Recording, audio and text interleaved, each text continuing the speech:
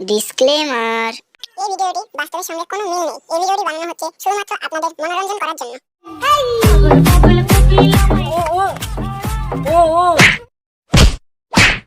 সামনে এত লোক, কারোর মুখে তো খাওয়ানো নাই। তোরা এত মিথ্যা কথা কেন বলছিস? সামনে কোনো লোক নাই, ফুল এইচডি দেখতে পাচ্ছি। মেয়ে মানুষ বটে নাকি মেয়েদের মতো ঝগড়া করবো করিস?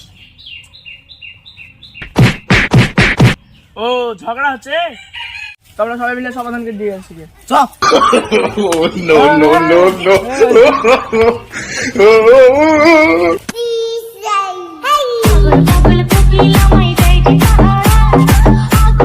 কি হলো দাদা? দেখেন তো দাদা, এই চোরটা আমার মোবাইলটা চুরি করে নিয়েছে। দেখেন তো চুল ছিঁড়ে গেছে। এই চোরগুলোকে আমার দু চোখে দেখতে ইচ্ছা করে না। প্রথম থেকে বলো তো কি হয়েছে? পাশের বাড়ি বৌদির সাথে কথা বলছে না, এই চোরটা আমার ফোন লেবে লেগেছে, তাই গাছে বেঁধে মারছি। তোমার ফোন চুরি করেছে, করুক, আগে তোমার বৌদির ঠিকানাটা দাও, আমি আগে ঘুরে আসি। বৌদির ঠিকানা তোমাকে কিনে দেবো, আমার মাল আমি খাবো। মাত্র একটা রুটি খেয়েছে, তার জন্য ছেলেটাকে গাছে বেঁধে পারছো? তো বাজে মানসিকতা। ভাই তুই বল, আমি কি রুটি খাওয়ার কথা বলেছি ওকে? তাই কিছু বলছিস না কেন? কিছু বল। সেই তখন তোর গাছটা জ্বলে দিছিস তুই। নিয়ে আর পারা গেল না, এর আমাকে কিছু একটা করতে হবে। বলছি দাদা, এত রাতে চেঁচামেচি করা ভালো নয়। আপনার তো শুধু একটা ফোনই চুরি হয়েছে, আর লোকে সবাই খারাপ বলবে এত রাতে ঝামেলা করলে। রাত হয়ে গিয়েছে, সবাই ঘর চান।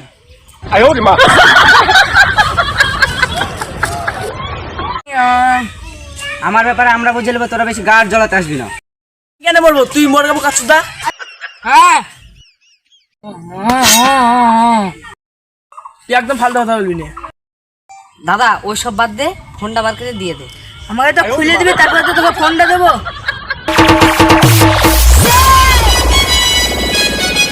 এবার তো মোবাইলটা দিয়ে দে।